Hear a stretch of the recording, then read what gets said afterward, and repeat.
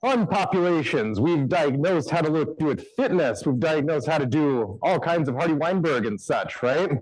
So now we get to talk about selection, randomness, chaos, and the other ingredients that go into population genetics and evolution to that same degree. Give me that, yeah. Come on, you can do it. There we go. Yeah, next fall, I got a big fish. I get to teach this in 121. It'll be fun, maybe. All right, so how do we reduce genetic diversity? Well, if you have a nice rich population, and then suddenly some disaster strikes, and you're only left with a few individuals, well, that's what you've got. So when populations crash and then are reborn, they are only reborn of those that survived by chance. This is where you will hear evolution can be a random process. Meteors striking, droughts hitting, whatever it takes. Maybe all those plants right there used to exist in an ecosystem. Everybody got accidentally just hit by a fire. You weren't fire resistant if you lived, but the three livers happened to be blues in this case. Same thing happened like we talked about with Homo sapiens. Same thing talked about, remember elephant seals? You ever seen those ugly things? We think that happened with bottleneck. That only a few of those types of seals were the ones that survived sort of a food scarcity, and now all of them have the big nose. So that's bottleneck. And primarily, it's similar to a couple other versions of this, but basically, if you go down to a few survivors, you lose that law of large numbers statistical benefit that you usually have. Okay. Like I said, I promised you the prairie chicken. So, pre-industrialization and agriculturalization of Illinois, lots of prairie chickens. Today, less, obviously, cities get built, farms get made, there's less habitat for them. The survivors that we have just today, it's only a blue text, luckily, but you can see that their genetic diversity and their alleles per SNP, how many SNPs they have that have that much diversity have really decreased. In a lot of cases, usually. Sadness. Used to be a lot richer than those numbers, basically. What you'll also notice is that percentage of eggs that hatch, typically when you reduce genetic diversity, just like with inbreeding, you run the risk that similar-ish populations will now have trouble with each other. Okay, similar to bottleneck, founder effect. This is the beginning, again, sort of the same idea. If a new population splinters off, it is going to comprise and create the entire thing from this point. This, more than bottleneck. Bottleneck's more like random, like, oh my God, there's an event. Founder happens quite a bit, even though the consequences can typically be the same. Again, this is sort of what happened with humans, Homo sapiens that stayed in Africa versus those that made the crossing. We only know 2, 3 crossings maybe that were successful, and then all the peoples from North American native, South American native, Asiatic, Indian, Ocean, Europe, all of those came from those 2 crossings, 3 crossings at the Levant. Also, reducing genetic diversity will happen if you mate with who you look like, or versus one on the bottom. So if you mate with who you look like in assortative, that's just going to keep having you look the same. The babies are going to look close to what you look like, right? That is the opposite of disassortative, where you would actually opposites attract in that case. But non-random mating in and of itself, in either case, will often reduce things, okay? So if mating's not random, it means that there is a pattern and a direction that mating will take things. That means that the diversity will head one way. It will not be a fresh pool of everything. 1 or 2 things will be selected in either direction.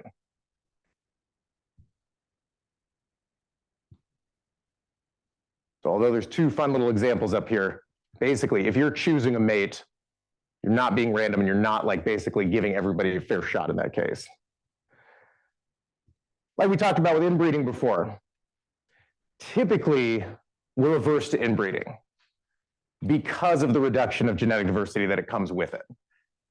Now that part of that, the damage that comes with that, like we've talked about, if siblings and cousins eventually meet, they may have rare mutations that suddenly randomly come in 2, now they're both here.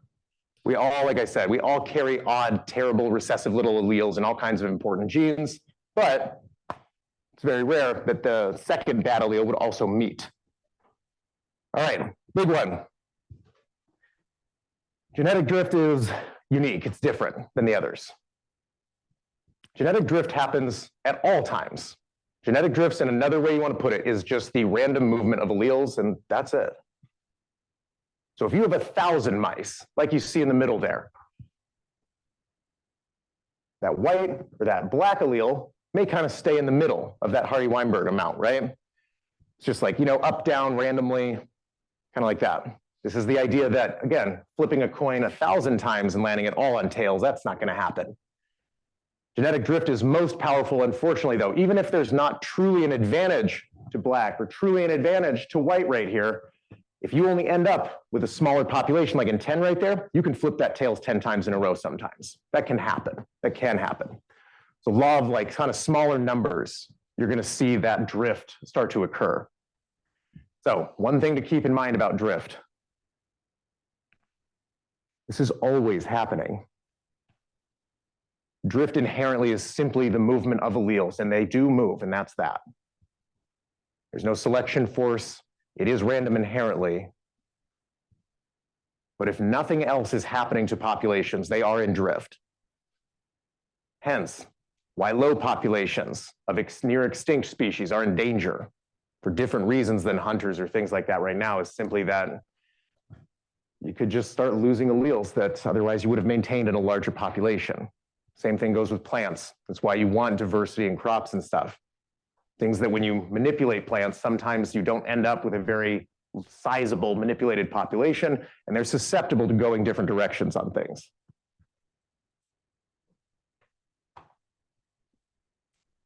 So, kind of same idea we've covered, just in this sense. So if each generation is represented, and it's sort of just a 50-50, how many you're going to end up in the next one, if for whatever reason one winter shows up and these marbles don't like winter, or whatever, for some reason, I don't know, a tree fell on them or something, there's fewer the next generation, which means it's even harder to come back from that. So that's the other thing about drift, is as you start this path away from what you started with, give me that, it gets harder to ever return back to the mean. So it's sort of an exponential thing. Because eventually, kind of like we saw in the old, all the way back in the days, eventually alleles can end up as double-double dominants, right? Or double-double recessives. Notice how these flatlining curves, that's all that's left. So, this leads to something we call an extinction vortex. I'll let you kind of see kind of the if and then that follows. Like we started with, small population, that's tough. Means that random drift is going to reduce that variability likely. Means you're probably inbreeding at the same time if that population is small enough. Now here comes the secondary bad part. If you lose genetic variability, you've now gotten worse. Your fitness is worse overall. Your population declines.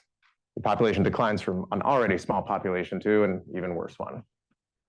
Cycle starts over. Who's ever heard the articles where it's like, oh shoot, there's only 50 rhinos left, we're screwed, it's over. And you're like, hey, can't we just breed them all? Right there, that's the problem. They're not all fits. And the reduction that we have is almost too devastating to come back from. Cheetahs have hope to get out of this, but they're another good example that they suffered a bottleneck once.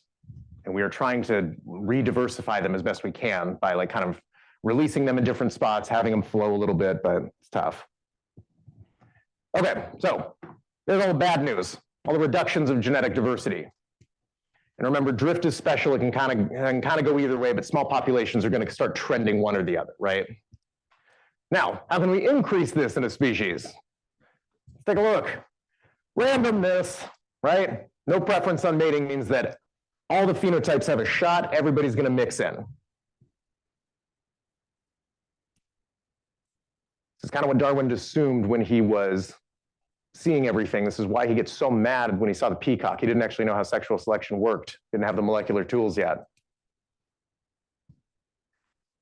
So if you mate randomly, all the alleles have a shot. Nice.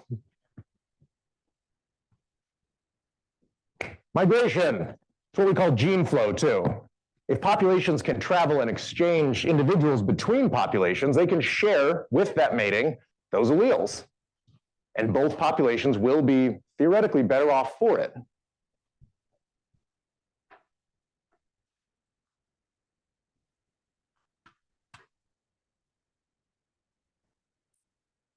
The key thing to think about here is, say that the red allele variant number 1 for these deer, let's say it makes them immune to chronic wasting. If that population is only in Minnesota, but it starts to spread over into Illinois, that's a good thing, right? That's a good thing if they're spreading good genes like that, and that there is a fitness advantage to that. That means that fitness can actually act. Notice, obviously, we'll kind of get into this a little bit, there better be a way that they can basically find each other. Equally, we're not going to do too much speciation today, but those two populations are the same species, just genetically different a little bit. If I closed that pass, we would start to have that cutoff, right? And we would start to separate species. Gene flow maintains the same species usually. So this is a little much. Remember, it's just green text.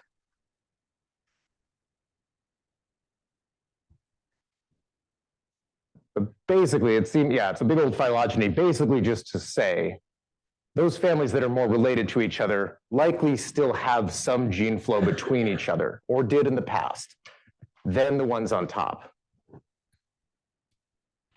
But notice there's one out of sorts, right? Allele number 1 up at the top. Once we started sequencing bird populations, we found that sometimes back in the day, one of these alleles had made their way up once and re-diversified that top species in red. There was some sort of event that did not occur for species number 2 and 3 right there. And it's the implication that some population from this bee bird species wound up contributing something up there. The same idea that we had with the Neanderthals and Homo sapiens. So, detected gene flow, oh, this is just kind of details on it.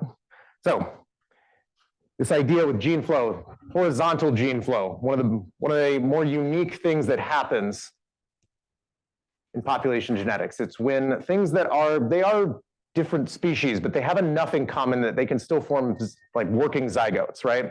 Same as us and Neanderthals. This is one of the most fun phylogenies out there, canid. As far as our genomics can tell us, the original canid comes from the African painted dog on the bottom. They're super cool. You guys should watch those. Watch YouTubes on them. It's really cool. They have some of the best pack structures on the planet. They're one of the only mammals pack structures that take care of their fully injured. That's why it's cool. They don't give up on ones that have, like, they can't hunt anymore. It's neat. Okay, so as you diversify, you start seeing that as things started to get and spread out of Africa, there was a lot more transfers between species. Notice eventually we get the dog, right? And there's one thing that this is missing too that's interesting. The gray wolf that you know today is not the ancestral gray wolf. Because in that time that we had dogs alongside our wolves, well, some of our dogs kind of went back and got back in the pack. And this little arrow is when we made huskies and Siberian Malamutes. Actually, give me that. Wait a sec. That comes from over here. Yeah. So, cool thing with the huskies and Malamutes, they are reintroductions of the wolf genes because we needed them to be bigger. We needed them to last in the cold. And what do you need protection from in Siberian Peninsula and Alaska? Polar bears. Yeah. We needed something bigger and badder. Can you imagine being a Siberian, like, native party, like crossing up in Alaska and polar bears come to you? You're like, oh shit. Like, that'd be it. These things are huge. Run. So, Classifying selection. This is sort of going to be a combo. How alleles move and why. Who's selecting who and why. And what directions and patterns will form from that. So, and it seems a little intuitive, so just like if it does seem easy, that's good. So, number one, directional selection. The mouse population has the white melanin, like lack of melanin. But unfortunately, on the surface, this makes the little white mice very susceptible, sadness, to getting picked off by the hawks. Instead, the little melanated mouse right there succeeds. The alleles that determine fur melanation used to be right here on average, but over time, that allele in that population average increased more to the right, more towards melanation. There was the advantage there. Remember how to read histograms. All it means is that most of the population exists in that pillar. You do still have extremes on either side, but when pushed by something selecting you, you can increase the variability of what was a very rare allele up there. That little brown mouse became everybody else, right? So that's directional. It's probably one of the easiest ones. This is kind of just a fun example. These little clams or whatnot, as the clams get closer to where they nest, closer to the open ocean, their salinity becomes higher stakes, right? Their salinity enzymes and like things to survive in that high salinity are better. Same thing happens with plants that approach the ocean. Their ability to exist with that high salinity, those alleles that allow that enrich as you get closer geographically to the ocean. And this is obviously over time. And I don't know how far like little clams can like jump or whatnot. I don't know how they work, but you should take development and do the urchin experiment. Hooray. And when we started sequencing things, we saw that alleles did match geography. They did match like selection and environment. And that was pretty helpful and confirmatory for us. All right. There's a weakness with directional selection though. Okay. The peacock, let's start there. Directional selection can only get you so far. The peacocks that had bigger feathers, bigger and bigger and bigger and bigger and bigger, were selected for. But eventually came a peacock that was so big in its tail feathers it would just fall over, right? Eventually, physics has a price on any sort of selection. So technically, even though the female peacocks want the biggest possible tail, the male has to survive to get there. So you eventually hit sort of a wall. Same thing with our poor friend the giraffe. Would it be better if they were even taller? Sure. But the tallest giraffes, their necks don't last as long and dead. Too tall. Too small. Too small. Don't think it's cute. That's bad. We pushed directional selection to the end of the earth to make like 2-pound Chihuahuas and Pomeranians. Their organs don't fit because they're still wolf organs at their core and development. They're trying to get bigger. For example, a Great Dane's heart is too small because it's a wolf-sized heart. A Pomeranian Scout-sized heart is too big, and that has issues as well. So no matter how much you select, eventually you will run up against some sort of evolutionary constraint, eventually. I imagine things in the water column probably have the easiest ability to evolve, like blue whales, because the water column supports so much, right? So, next, let's say that the extremes are terrible. Let's say that the middle is best. This is what we call stabilizing.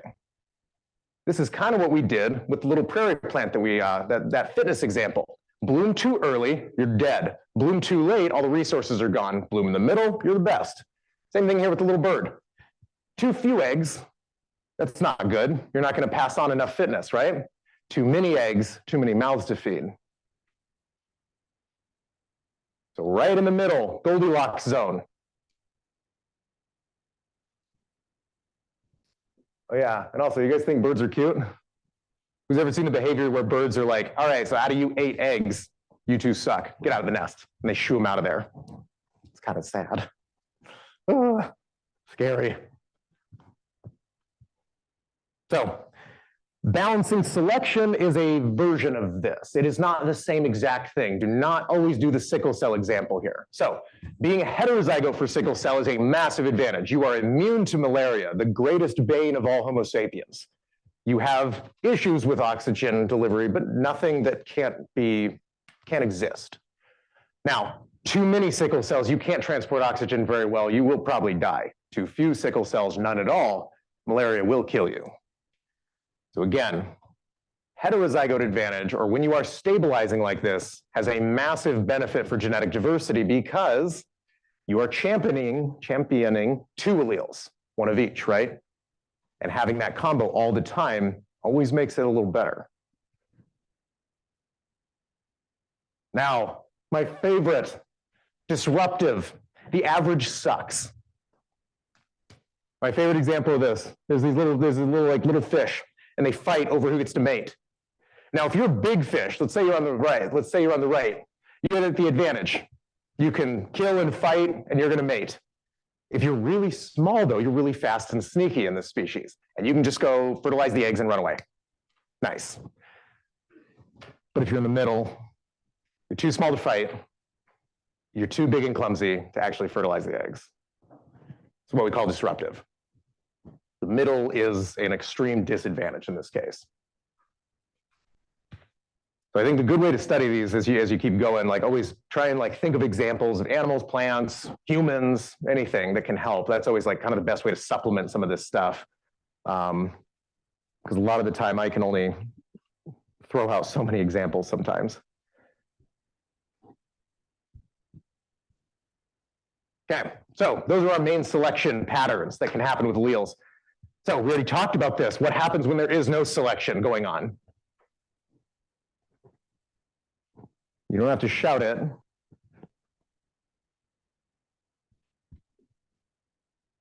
These are all the different possible selections that we've just seen.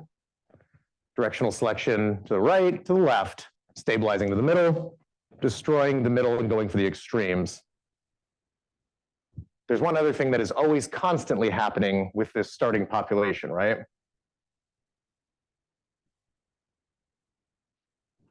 It's always susceptible to drift, even if you are being selected for. There's always the chance that there could have been one organism that could have really propagated the species really nicely with a new mutant allele. But Mama Hawk was hungry, ate it, and that's it. Happens. So, drift is always something to keep in mind.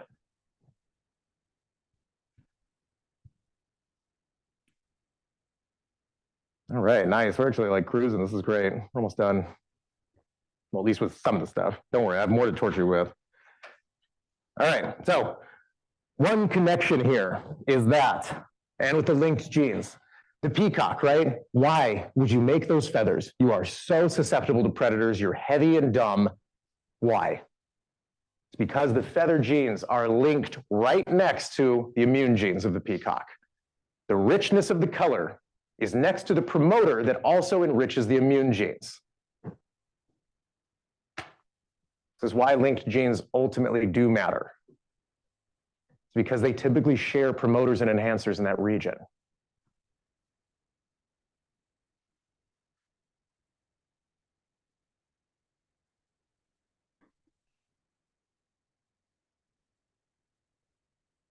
You may not need to share the exact same promoter, but most of your neighboring enhancers can do the same job for you, right? So over time in evolution, if two genes want to stay together and there's an advantage, they will continue getting closer because random events that bring them closer only help that advantage. That's what we see with peacocks, is that gene 1 is the tail feather, gene 2 is one of your mega immune genes. And so what that's saying is that if you have really wilty, terrible colors, it means all your energy as an organism is spent on being sick, surviving, starving, and there's no time to produce those genes. There's no energy left. So the females are technically assessing, literally, are you healthy right now? That's also why like some of the male animals will fight to show, I'm not sick. Basic idea. Okay, mapping descent, nothing crazy. Obviously, it's basically just phylogenies, but over time, molecular clock and seeing where mutations happen. I always love this example though, so we're gonna do this. All organisms are related through descent. All right, you don't need to know the elephant's phylogeny. It's just an example. But notice the phylogeny. Let's actually go long ways here. Notice the phylogeny with elephants. Down here is who we have as survivors. Prayers up for the poor mammoth. It's dead right there. Stegodon too. Shoot, we killed him. But our closest living relatives is a debate. Manatees are one, but look how far away that was in the past. That was like 35, 36 million years ago that manatees and elephants split. So whatever that last common ancestor was is long gone. Who's ever seen a hyrax? Go to the Omaha Zoo. It's the best zoo in the entire world. I've been to San Diego's too. It's the best because you have these horrendous little rotund, angry little animals running around. And they're so funny. These are the closest living relative to elephants. And they bark and they chirp at each other and they don't like you. And it's really funny because they like run around on the rocks in the Omaha like biosphere. It's really cool.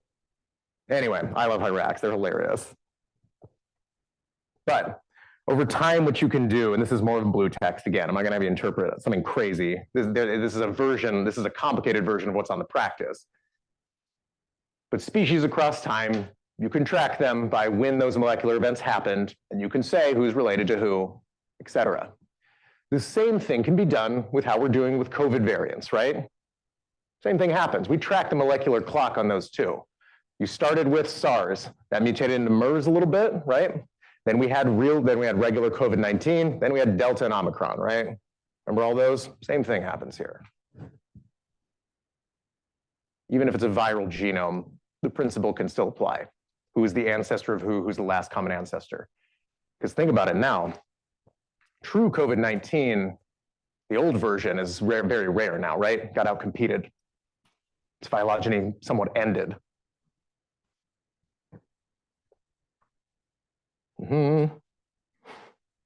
So, same, I told you they're awesome. All right, so given that, directional selection, we control that with plants hard, right? Look at that thing. Look what we made from one little wild mustard flower thing, one little brassica, right? That's badass. We did all kinds of stuff.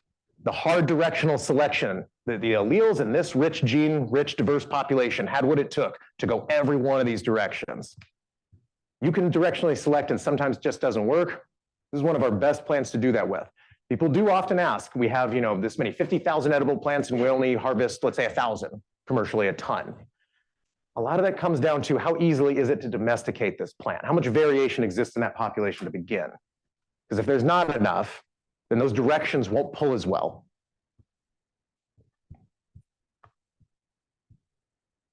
So again, we kind of talked about horizontal gene transfer across time.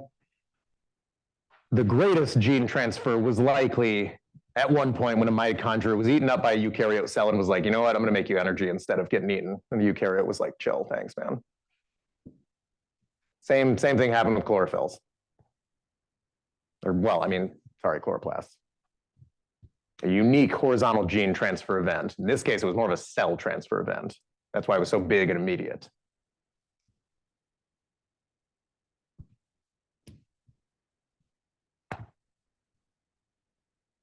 So horizontal is always something to keep track of. It's more of a unique event than the other pieces of the phylogeny, but it's an important one.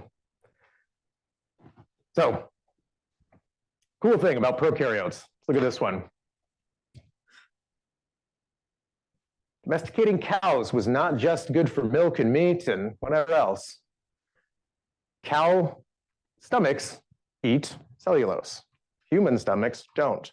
We start eating the cows, and suddenly their bacteria starts to be in our stomach. Humans start to be able to digest cellulose a lot easier. Dogs, not wolves, digest cellulose pretty nicely too, because we throw away a lot of trash, right? The dogs eat the trash. They had to be able to. So don't listen to the crazy like raw meat from my Pomeranian diets, okay? Domesticated dogs have grown up around villages, things like that, like over a couple 100,000 years, eating cellulose just like us. Cows allowed that. We didn't realize that we had access to nutrients because of the prokaryote species that we ate from them. Please cook your meat though, so yeah. But that's where prokaryotes kind of in the microbiome has its own sort of strange evolution, is that we are a host. And our species that live in us can't just transfer willy-nilly to any other species. They love us. They love the human stomach. They don't want to go into an elephant stomach, just like we don't want to take in like a puma like microbiome organism. They've evolved with us over this time. They've evolved what we've been eating. And that partnership is kind of cool to see that coevolution happen. So, as far as everything else, I think that sort of wraps up as far as for species and such. I'm not testing speciation, but it is pretty cool to see. Okay, well that's tumors. Let's do that later. Anyway, when the time comes that you can't define new species, there's 3 ways that you can try. You can say they look different, that's morphological. Number 2, you can't have babies, so you must be separate species. Number 3, your genome must have switched or changed or had some event that prevents that.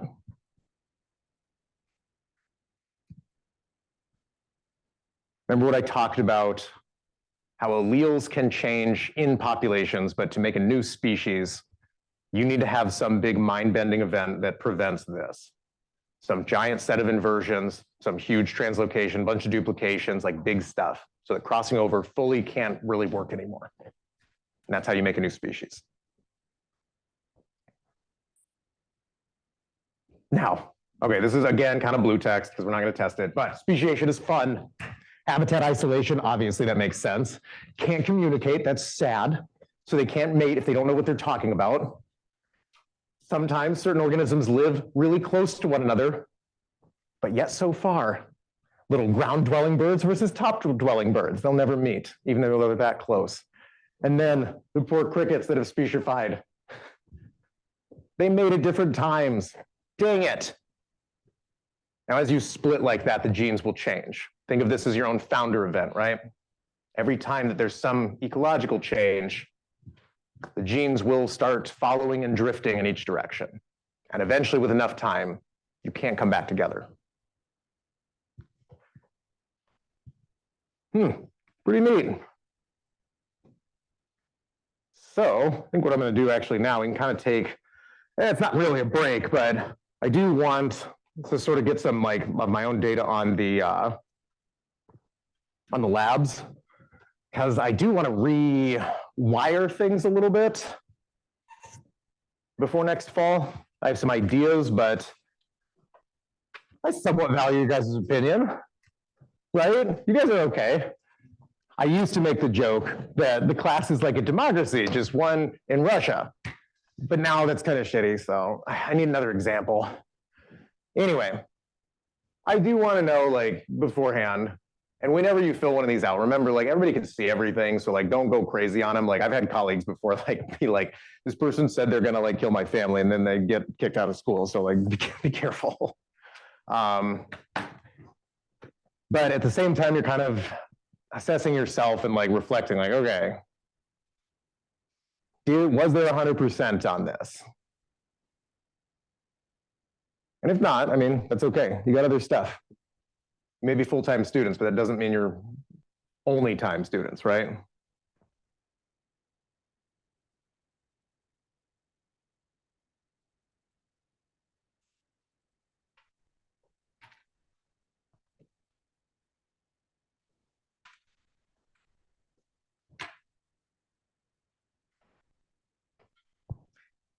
So there's one question in there, did having a like peer assistant help? That was Addison, that was in section 3 with us, but then that week that I led all the labs, he's the one that joined. So if that was happy, thumbs up, indifferent, or that like hurt you, thumbs down, or not applicable. Because I do think I want to try that again.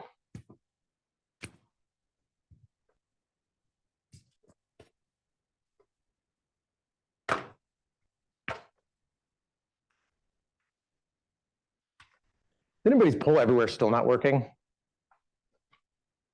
Good, you've done it. That was the finale of the class, that you could use poll everywhere. That was the whole point. That was the major class outcome. Oh yeah. Yeah, right. I wouldn't miss that. I wouldn't miss that chance.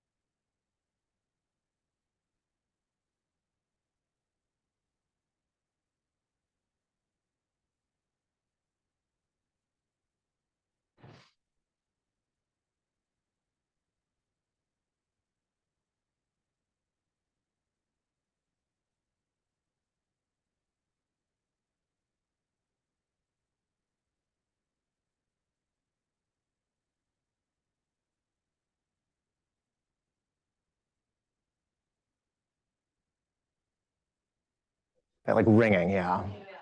Yeah, yeah, I know. Don't worry, I'll keep talking, it'll get over it. Yeah, there we go. That'll be how we do this.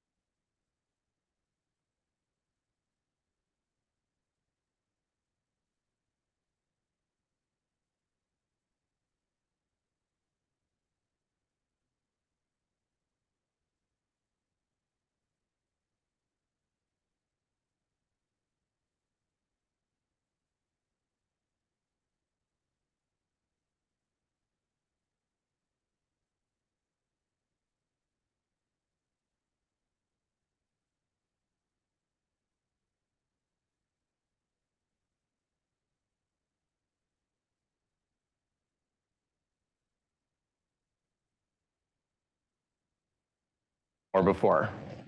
Oh, hell yeah. What if we played this and I made a video of like, I'm shooter, and like it's you guys learning how to putt, and it's like, oh shit, who learned how to study, motherfucker? Like, we should have that's on the recording, damn it. But yeah, that'd be fun. That'd be fun. Oh, come on, who's still going? Stop.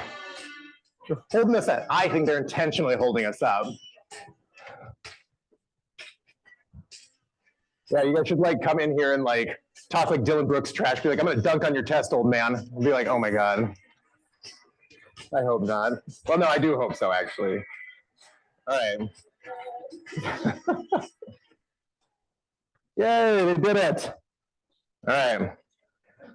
Let's see. Speaking of, where is this one? All right. So I usually make motivational videos that are kind of harassing you guys. All right. Ready? Let's set up with one that's pretty hopeful for you guys. All right, everybody. All right. Marvel spoilers, but it's your own fault.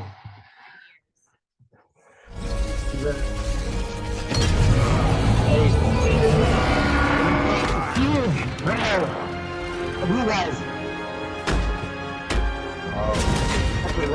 actually less now. No, there's less. There's only 43 now. Gave him a long answer. Yes. It was beautiful. I am inevitable. Yeah. Come on. No. You little shit.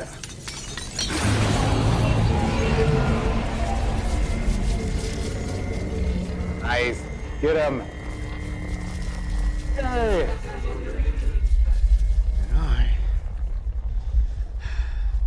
am Iron Man. Hey, good job. So, it'll be fun.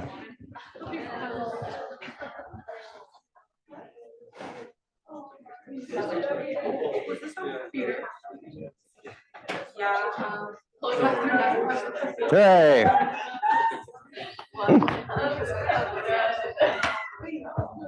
All right, so finale. The snow day did cost us some time. That's why we couldn't do our fun speciation stuff. But hey, it made the test a little smaller. So hooray for the snow. Like I said, don't we like snow a little bit? Equally, okay, no, that's fair. All right, equally, there's only so much time for the stories and everything. I want to tell my favorite one though. So the rest of the slides are, you can basically consider this first segment, and then we'll have a second segment that's more blue text. Consider the first segment green text, but it is fun to always consider this. So as we tell the story, we pick up where this happened, right? Why us? How did we have the advantage? What happened? Along the way are the skeletons of all the other old hominids. Why? Like we talked about what would have happened had they been here today. How many students in this class would be Denisovan, right? So the question goes, how does this story go? How does it end? And why? And what's the most likely happening? Not only does it tie into this story, but it ties into something about genetics and biology with us that you never would have imagined. Okay, number one, like I said, Neanderthals hand hunted these things, okay? There weren't bows and arrows in these things. That's how big these were. That's how aggressive they were. We were small compared to Neanderthals. We're not muscle bound the same way. We would lose those first initial encounters. We had something they didn't. When we crossed, we encountered wolves, and it was at these moments that the domestication events start to arise. Now, we are afraid of like a lion, right? Can you imagine though, in the old days, the worst predator that ever existed for us were wolves. So rolling up and a Neanderthal sees a wolf right next to whoever's coming up to take their stuff, that's terrifying. Now, the timelines of when the domestications happened, et cetera, don't really know. But they do line up when the Neanderthals and Denisovans start to disappear.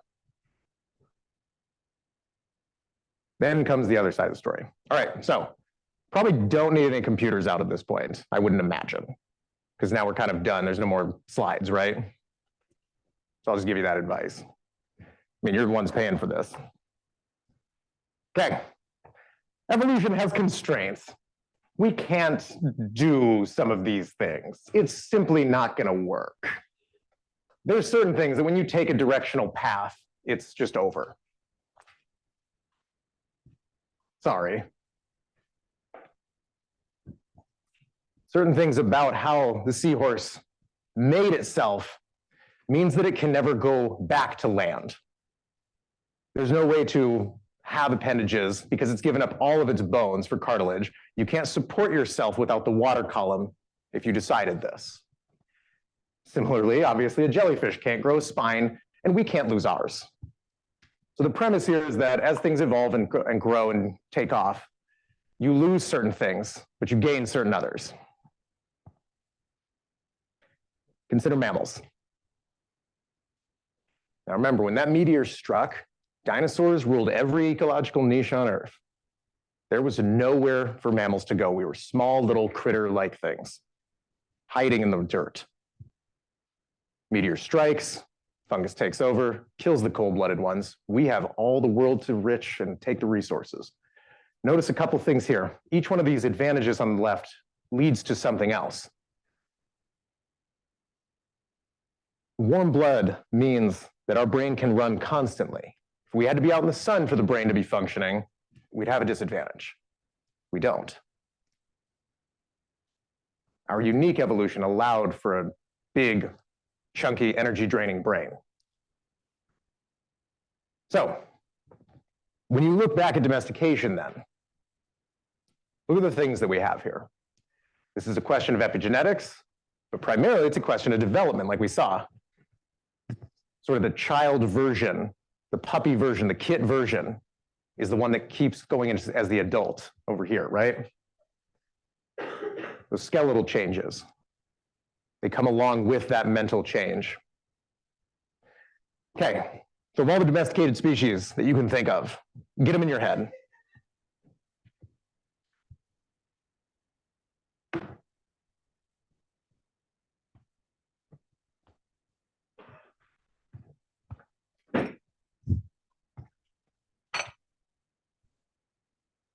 Who thinks they know what I'm going to say? Maybe, yeah. All right.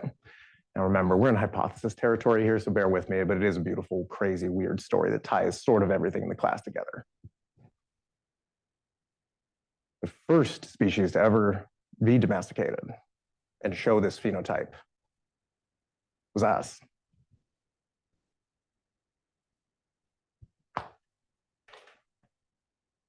Here's what I mean. Right now, mammals typically fear one another. Like I said, groups break down at 100. People start fighting, things like that. Your fear response, your social abilities are massive. Just like in this room, there's 70 of us. Nobody's fighting or going crazy, right?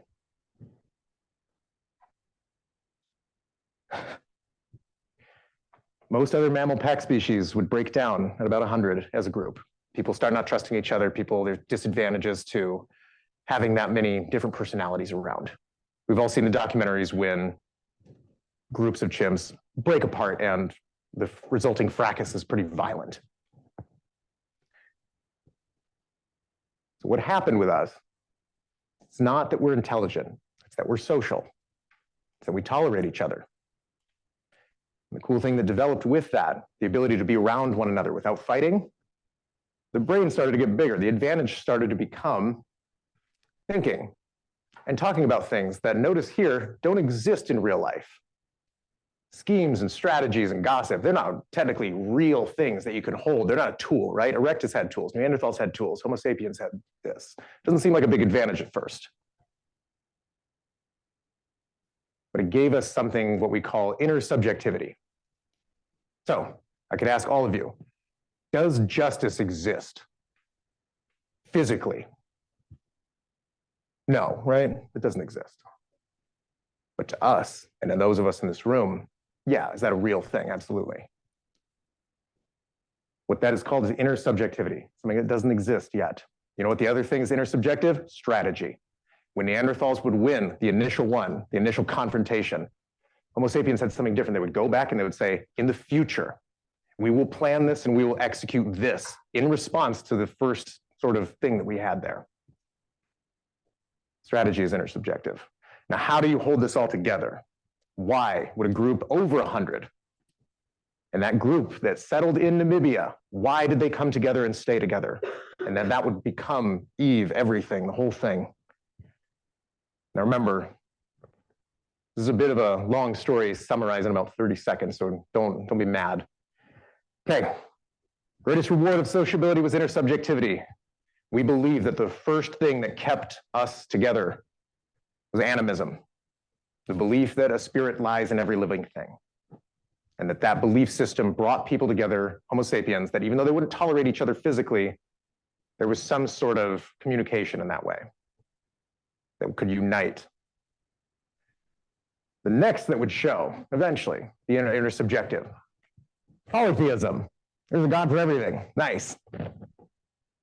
Got to make deals with them. They're kind of fun characters. Hooray. The reason the first monotheistic people kind of had a hard time is because all the polytheistic people were like, hey, you can't skip to line and just go right to the universe. That's not fair. But that's what monotheism is. is that is just the one. That's it. You know, the whole thing. And that's who come around. Eventually, we tried to make men gods. That didn't work. Right now, we're sort of in the intersubjective powers that we have now, like I said, justice, liberty, but the whole fun thing, right? The things that don't exist but that do unite us, we still have that. And the only time that people try to unite around the idea that genes are God, it didn't work. The Nazis happened. You can't deify something physical like that. We tried. A lower stress axis means that we are the sort of puppy versions of that last common ancestor between us and bonobos and chimps. We are the versions that don't get violent. Remember how this chimp's skull kind of comes out like that? Ours doesn't. Do you remember that photo that I showed you? This is why you'll hear basically everything in this equation is all ups and downs. We didn't mutate anything in those 5 million years. And we really didn't mutate anything from Neanderthals to us, very little comparatively. So it's a large story. And it is a hypothesis. It is the idea that we self-selected that if you wanted to be a part of that group in Namibia, you couldn't be a violent piece of shit.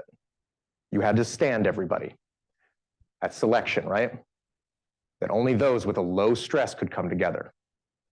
The same low stress that would later, hundreds of thousands of years, benefit us by saying, oh, look, we've got this trash and these wolves are here. Hooray. But I think part of my hope for classes like these is that they can unlock your ability to address those larger questions, and you don't have to outsource how you think about certain things. You have the ability to address large questions and encounter that gray area. And also kind of look about what makes us us in some cases. And that is a big question. So kind of ending on that, the Yuval Noah Harari guy does talk a lot about AI and like what that means for us. And I'm not going to go all crazy AI on you. But if we do create something, what's next in this list? I introduced this the first class, the great like new things of the world. Who has the most power right now? Who will? But one lesson in all this is that with everything that we accomplished, it wasn't pretty, right? 6 hominid species, 1 at the end. So always remember, be careful with what you create. Because what we create doesn't necessarily mean it's going to treat us well every time, right? Careful on that, right? Okay. Have a happy little break time and stare at your beautiful queen. Wild little wolf that she is.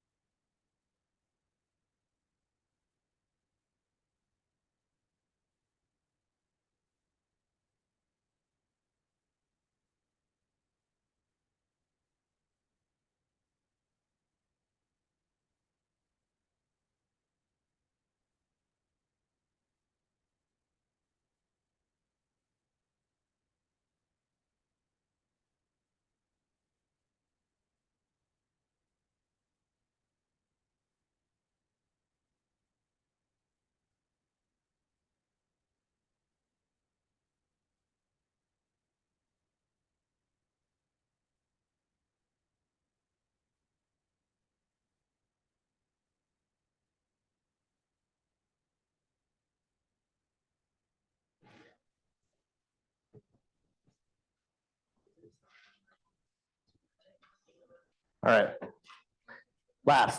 Very last bit. I'm a cancer researcher, so this is how we end. Plenty of blue text and plenty of context for the final long answer questions here. But technically nothing unfamiliar.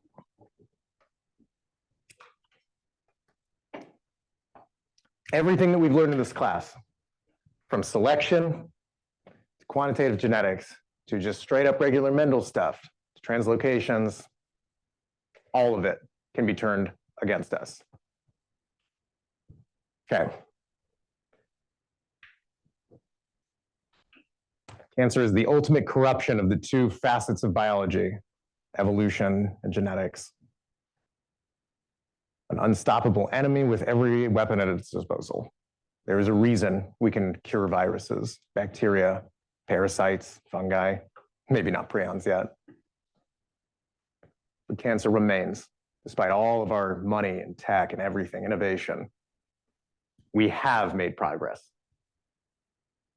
But you are fighting an enemy that is innumerable in its evolution and its abilities. So, in the initial part, we thought cancer was viral. It can be sometimes, not all the time. That's a little Tasmanian devil cancer, right? It's a little virus that jumps in, accidentally hooks right next to a couple of the growth genes and drives itself crazy. It also comes with its own growth genes, sadly.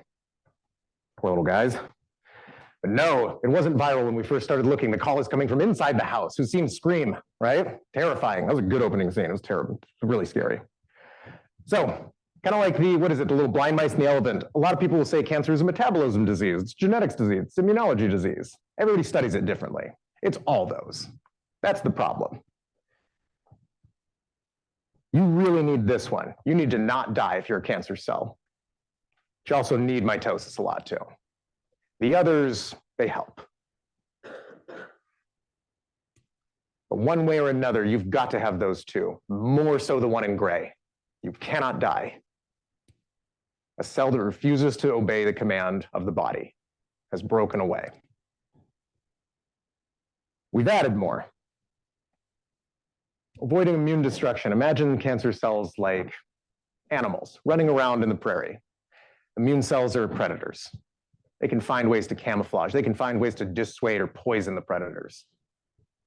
Similarly, the energy that a cancer cell uses, the instability, everything like that, can all be turned. So the physicists that were so horrified by the exploding of the atomic bomb all turned to biology because they wanted to give back. This is where entanglement theory comes from in a lot of ways, in a lot of discussions, that all units of a population drive the one goal. That all pieces can move forward as a single entity, but yet separate in every way. And that's the problem. You begin with one cell. Something goes wrong. You may have the variation for it to go wrong easier sometimes, but ultimately, one cell has to get some sort of genetic mistake that it disobeys.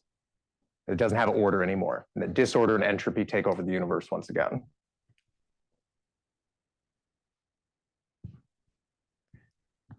One rare mutation at the wrong time, that can happen.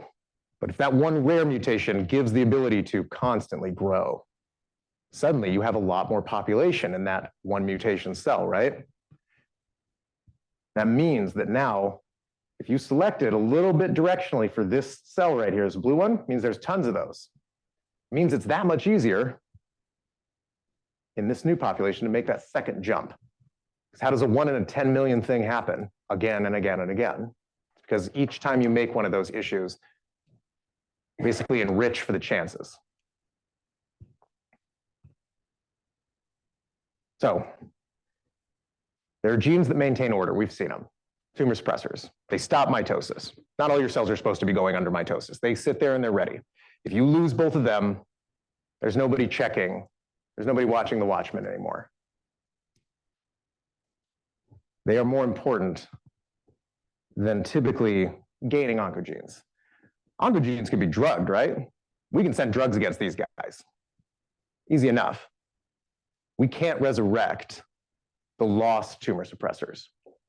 But the combo between these two allows the cell to suddenly grow and survive in a way that it shouldn't.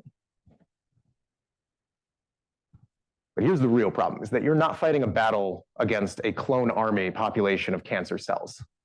What began as one became other versions of itself.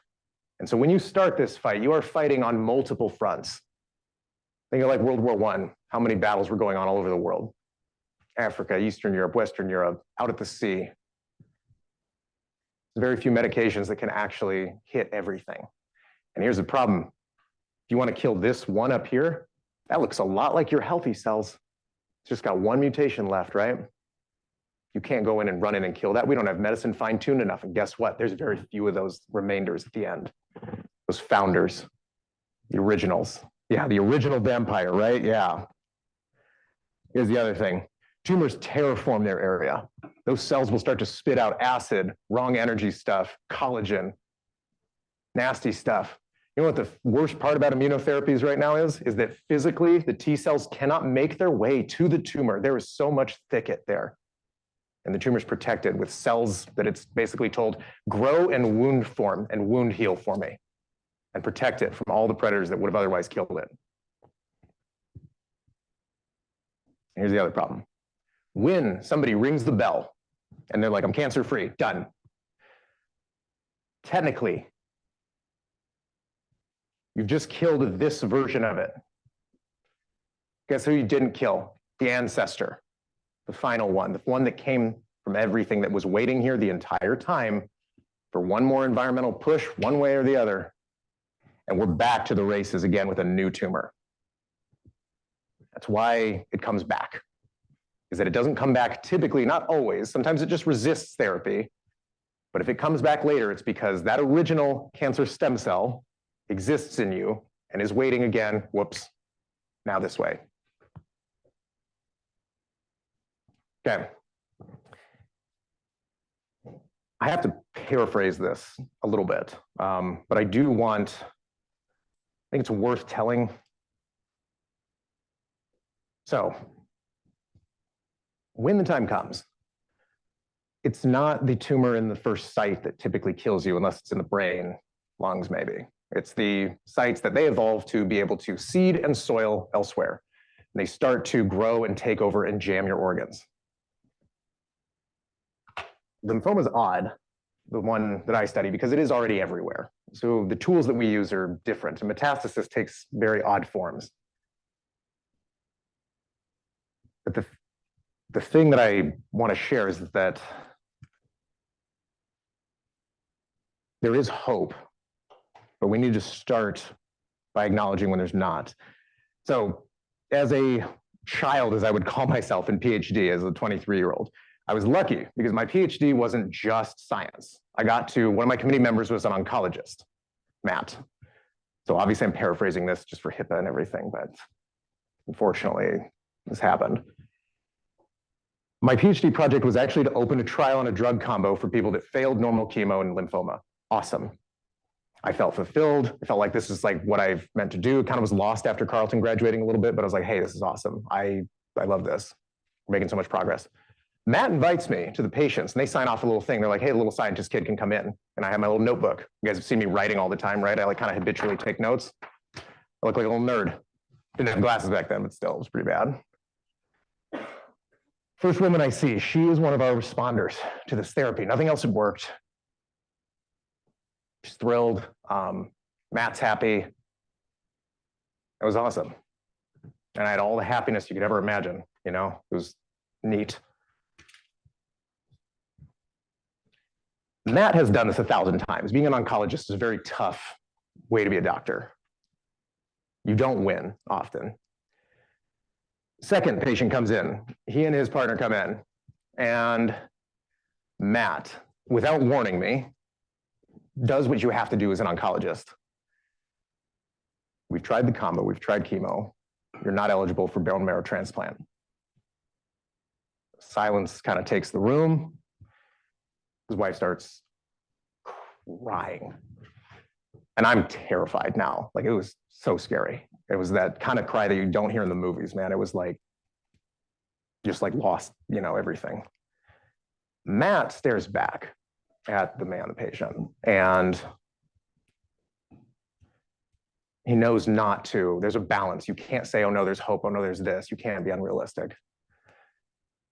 In this really loud, really small room, I'm sitting there just hoping somebody speaks. The man looks at Matt and he says, that is not possible. I'm not 50 yet. I haven't seen my kids have kids yet. We never travel all the places we were supposed to. We thought we'd have this time. And that was hard. It was shitty. And it was because we didn't have an answer. And that conversation happens thousands of times a day. So what I did learn from that, though, was that, and I'm not saying to go crazy and like go get lit at the bars right now or something, but what I do want to tell you is that when that day comes, what I thought was that when I'm 50, I better be able to sit in that chair and be like, okay, we made it happen. We did our best. We saw the things we wanted to see. We did the things, we helped the things we wanted to help. We tried our best. That's awesome. And that's a promise I kind of made to myself. So I want it, again, to be a promise you guys can make to yourselves too. Don't get lost in some of the like ups and downs of things. Remember too, like I've had a kind of a semi-hard semester. One thing that I always tell myself, it's a line from a movie. If you guys are having a little bit of a hard time, and it's like, it's kind of one of those like, I'm kind of having a hard time. Just remember, okay, you're not getting off of Higgins at Omaha Beach, okay? You're not having Nazis blast you on a beachhead in Normandy, okay? You can pick up and go. Same thing like this guy. That was getting off Omaha Beach. Every time that you go in for a cancer screening, it's tough because you don't know what's coming back. So it's a bit of a sad story, but I do want you guys to understand where our limits exist in science. Because eventually the cells can overpower, they can over-evolve, they can do whatever they want and kind of have their way. Because these things are, it's ecology, what these things are going through. Their population. They have turnover. They have genetic instability. They don't mate, but they sure as hell mutate a lot. They're like a living animal population. You got to exterminate the whole thing. Every one of these types of evolution is possible. One could become the next. They could branch. There's even chaos type evolution that you see on melanoma, where there's like 100 types of tumors, single patient. The rarest punctuated, one single event breeds a mass of genetic diversity. All of these are a fight. So you can consider to yourself, is a tumor population alive? I asked you this about viruses. I'm asking you about the tumor as a population. Is it a living population? Is it independent? Has it lost all connection with what we were? It evolves, it has genes, it has cells, right?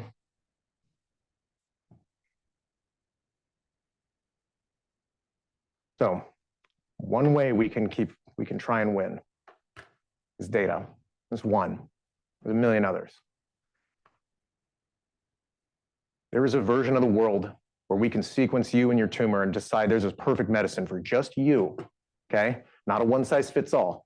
One problem, one size fits all means a lot of money, okay? It's a big deal in lymphoma. Rituximab, an antibody, works great. Everybody gets treated with it. We have very hard progress siphoning off from rituximab.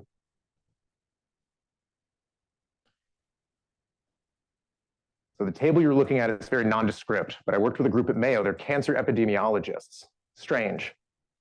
James Sirhan, doctor, what he does is he goes out and he sequenced people back when sequencing started 20, 30 years ago. He would sequence lymphoma people, but he would also sequence normal people, right, as the controls. Some of those controls from 20 years ago, they developed lymphoma because he sequenced thousands of people. The table you're looking at is the alterations in people as they exist that are assigned that in 10 years, you will get the tumor.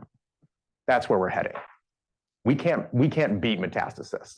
but we can stop it if we can predict the future. Another, this technology has only in the last year really championed. We can sequence, when tumors are going, they're blowing up, they're kind of violent, they shed DNA. We are mastering the sequencing ability to catch just those little pieces of tumor DNA in the blood and say, how are you doing? Where's your tumor at? What can we treat you with? Far less invasive, far cheaper. It's always been my idea. Can we epigenetically domesticate a cancer population? Kind of hard to domesticate something that wants to grow and not die. Somebody at Moffitt Cancer Center in Florida had something else. That when a physician encounters cancer, they're the one that controls the game. The top is if you just treated with ADT in prostate cancer over and over and over again, eventually those resistant clones will take over the population in blue and orange populations, right? But what if you changed the game? And what if you said, instead of treating with ADT every time, we do a different chemo called TZ. See how if I don't try and eliminate the tumor completely, I don't give those big populations the advantage, right? And you back and forth it and you take its legs out over and over and over again, and it just lasts. It's not a cure, but sure as hell doesn't mean you're gonna die. So making cancer chronic, that's the next stage. It's not a real writing, so don't worry. When we started this class, you had an impression of cancer.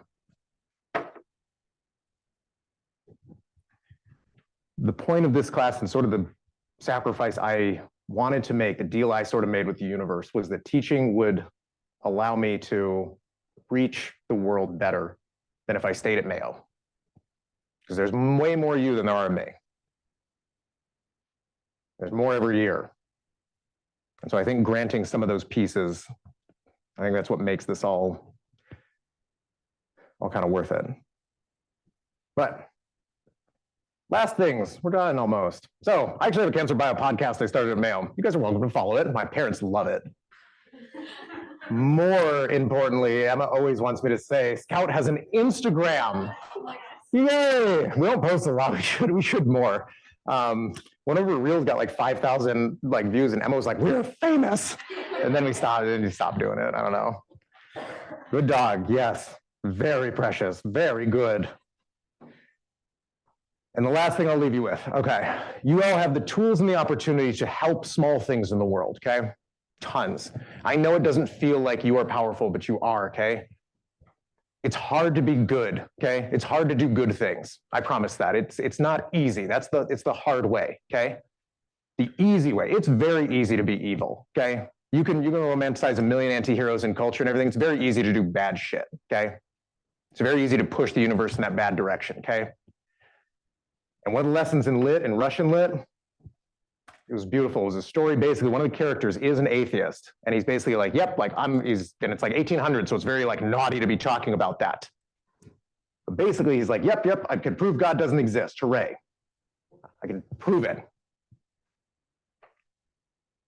How the story ends is that evil will always be there.